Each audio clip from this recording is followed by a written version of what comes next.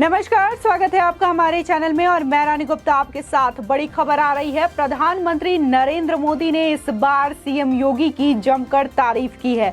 आपको बता दें कि ओवैसी के गढ़ में पीएम मोदी जम के गरजे और इस दौरान उन्होंने परिवारवाद को लेकर के तमाम परिवारवादी पार्टियों पर जमकर निशाना साधा। साथ ही तेलंगाना में ये कहा कि यहाँ की कुछ पार्टियां हैं, तेलंगाना की कुछ पार्टियां हैं जो अंधविश्वास को बढ़ावा देती है और इसकी वजह से तेलंगाना का विकास नहीं हो पा रहा है।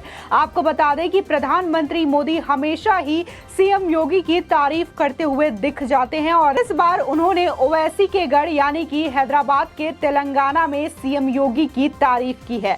बता दें पीएम मोदी गुरुवार को तेलंगाना दौरे पर पहुंचे हैं। हैदराबाद के बेगमपेट एयरपोर्ट के पास भाजपा कार्यकर्ताओं की एक रैली में उन्होंने परिवारवाद पर जमकर निशाना साधा।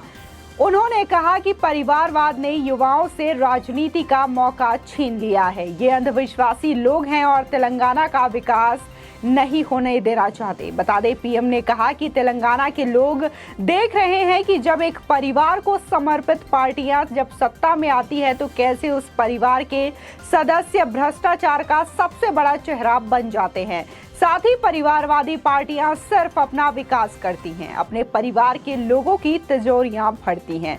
साथ ही प्रधानमंत्री मोदी ने कहा कि परिवारवाद की वजह से देश के युवाओं और प्रतिभाओं को राजनीति में आने का अवसर भी नहीं मिल पाता। ये उनके हर सपने को कुचलता है, उनके हर दरवाजा बंद कर देता है। इसलिए आज 21वीं सदी के भारत के लिए परिवारवाद से मुक्ति, परिवारवादी पार्टियों से मुक्ति एक संकल्प भी है।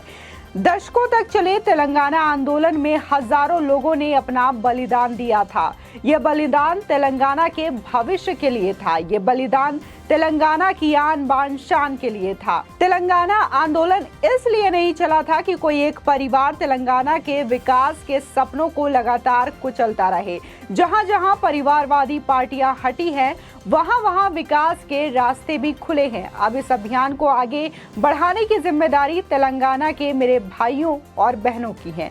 बता दें इस दौरान पीएम मोदी ने सीएम योगी की भी तारीफ की। हैदराबाद में पीएम ने यूपी के सीएम योगी आदित्यनाथ की तारीफ की है। बता दें पीएम ने कहा कि तेलंगाना की इस धरती से सीएम योगी आदित्यनाथ जी को भी बधाई देता हूं।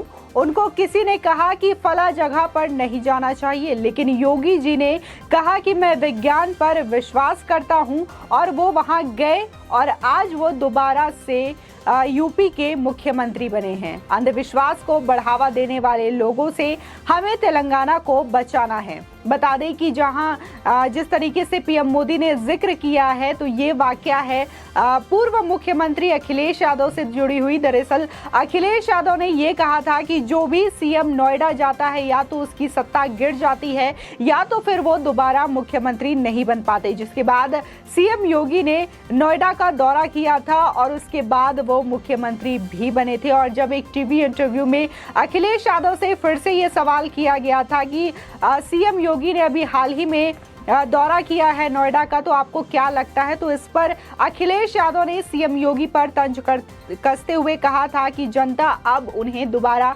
सत्ता में नहीं लाएगी। लेकिन देखने को मिला कि कैसे 3 दशक के बाद पुराना इतिहास दोहराया जाता है और बीजेपी जो कि मुख्यमंत्री योगी आदित्यनाथ के चेहरे पर यूपी में चुनाव लड़ रही थी, उनको प्रचंड बहुमत के साथ जीत हासिल होती है और 25 मार्च को वो फिर से एक बार मुख्यमंत्री की शपथ ग्रहण करते हैं। आपको बता दें कि पीएम मोदी समय समय पर ही योगी की तारीफ करते हुए नजर आते हैं। हाल ही में जब प्रधानमंत्री मोदी अपने वाराणसी दौरे के दौरान उत्तर प्रदेश गए थे, तब भी उन्होंने मुख्यमंत्री योगी आदित्यनाथ की जमकर तारीफ भी की थी। उन्होंने अपने भाषण के दौरान योगी आदित्यनाथ का नाम कई बार लिया। उन्हें मेहनती यूपी का विकास पुरुष की तरफ प्रस्तुत किया। साथ ही उन्होंने कहा कि आज उत्तर प्रदेश सरकार भाई भतीजावाद पर नहीं बल्कि विकास पर चल रही है। यही वजह है कि यूपी बदल रही है। पीएम ने कहा कि 2017 के पहले भी यूपी के लिए कई योजनाएं आती थी। 2014 में सेवा करने का मौका मिला, तब से दिल्ली से प्रयास होते थे, लेकिन तब लखनऊ रोड़े लगाता था। आज योगी जी खूब कड़ी मेहनत कर रहे हैं। काशी के लोग देखते हैं कि कैसे योगी जी लगातार यहाँ आते रहते हैं, एक एक विकास कार्यों की समीक्षा भी करते हैं। ऐसे ही मेहनत वो पूरे प्रदेश के लिए करते हैं। हर जिले में जाते हैं और हर जिले का काम खुद देखकर वहां का निरीक्षण भी करते हैं। यही वजह है कि यूपी में बदलाव के प्रयास इसे आज आधुनिक यूपी बनाने में तेजी से आगे बढ़ा रहे हैं। माफिया पर कार्रवाई को लेकर भी पीएम ने सीएम योगी की पीठ थपथपाई। साथ ही उन्होंने कहा कि आज यूपी में कानून का राज है। जो माफिया राज और आतंक का राज जो पहले बेकाबू हो रहे थे, उन पर शिकंजा कसता जा रहा है और कानून का राज पूरे प्रदेश में है। पहले बहन बेटियों की सुरक्षा को लेकर के माँ बाप आशंकाओं में जीते थे, अब वो स्थिति बदल गई है। यूपी में सरकार भाई भतीजा वाद से नहीं बल्कि विकासवाद से चल रही है। यूपी में जनता की योजनाओं को लाभ सीधा जनता को ही मिल रहा है। विकास में जन जन की भागीदारी दिखाई दे रही है। साथ ही पीएम ने कहा कि आपका ये योगदान और आशीर्वाद यूपी को नई ऊंचाइयों पर ले जाएगा। बता दें, जिस तरीके से माना जाता है कि हैदराबाद जो है ओवैसी का गढ़ है। ओवैसी दोनों भाई वहां पे असदुद्दीन ओवैसी और अकबरुद्दीन ओवैसी, उनको लेकर के पीएम मोदी ने तंज कसा। इसी के साथ ही देश में कई ऐसी पार्टियां हैं जो कि भाई भतीजावाद और परिवारवाद को लेकर के चलती है और उनकी पार्टियों में लगातार परिवार के लोग ही उस पर सत्ता में काबिज दिखाई देते हैं, जिसको लेकर के प्रधानमंत्री मोदी ने तंज कसा।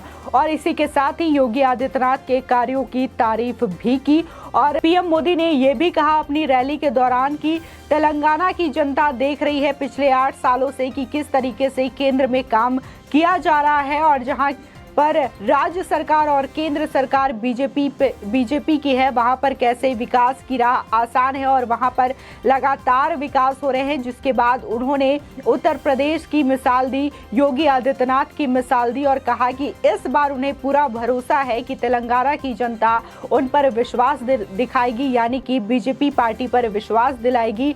और जिस तरीके से वहां पर अंधविश्वास की वजह से और जिस तरीके से केंद्र की योजनाएं वहां पर आती है, किसी और सरकार की वजह से वहां के जन जन तक ये सुविधाएं नहीं पहुंच पाती, तो अब इस बार चुनाव में बीजेपी को जीत मिलेगी और जो सारी सुविधाएं हैं जनता के लिए वो जनता को मिलेगी। आपको बता दें कि हमेशा असदुद्दीन ओवैसी जो है प्रधानमंत्री मोदी पर तंज कसते हुए दिखाई देते हैं और जिस तरीके से केंद्र की तमाम योजनाएं होती हैं उन पर सवाल उठाते हुए दिखाई देते हैं। लेकिन अगर तेलंगाना की बात करें, हैदराबाद की बात करें, तो वहां पर विकास योजनाएं नहीं पहुंच पाती, जिससे कि तेलंगाना के लोगों का विकास नहीं हो पा रहा है। इसी बात का जिक्र प्रधानमंत्री मोदी ने किया। और इसी के साथ ही ओवैसी की अगर बात करें तो ओवैसी जो है हमेशा अपने बयानों को लेकर भी चर्चा में रहते हैं। हाल ही में जिस तरीके से ज्ञानवापी का मुद्दा पूरे देश में छाया हुआ है, पूरे देश में ज्ञानवापी को लेकर के तरह तरह की सियासत देखने को मिल रही है, तो इस पर असदुद्दीन ओवैसी भी बोलने से पीछे नहीं हटे। और जिस तरीके से जो ज्ञानवापी मस्जिद परिसर में कथित शिवलिंग मिलने की बात की जा रही है, उस पर भी उन्होंने बयानबाजी दी है और कहीं ना कहीं ये हिंदुओं की भावनाओं और आस्थाओं के साथ खिलवाड़ करने जैसा है। दरअसल उन्होंने जो कथित शिवलिंग मिला है उसे फवारा बताया है और इससे कहीं ना कहीं हिंदुओं की भावनाओं को भी आहत पहुंचते हुए दिखाई देता है। साथ ही उन्होंने ये कहा कि बाबरी मस्जिद हमारे हाथ से चली गई लेकिन हम ज्ञानवापी को नहीं जाने देंगे और बार बार वो 1991 एक्ट का हवाला दे रहे हैं, जो कि वर्शिप एक्ट है। पूजा से जुड़े हुए इस एक्ट को बनाया गया था, जिसमें ये कहा गया है कि 1947 से पहले जो भी मंदिर या मस्जिद, जो भी धार्मिक स्थान है, वो उसी कैरेक्टर में रहेंगे, उनका कैरेक्टर बाद में बदला नहीं जाएगा। और अगर हम ज्ञानवापी की बात करें तो ज्ञानवापी इससे बिल्कुल अलग है, क्योंकि उसमें साफ साफ दिखाई देता है कि किस तरीके से मंदिर के जो अवशेष है वो अभी भी वहां पर है और मंदिर के अवशेष के ऊपर ही वहां पर ज्ञानवापी का गुंबद बनाया हुआ है, जिसे कि वर्तमान में ज्ञानवापी मस्जिद लोग कहते हैं।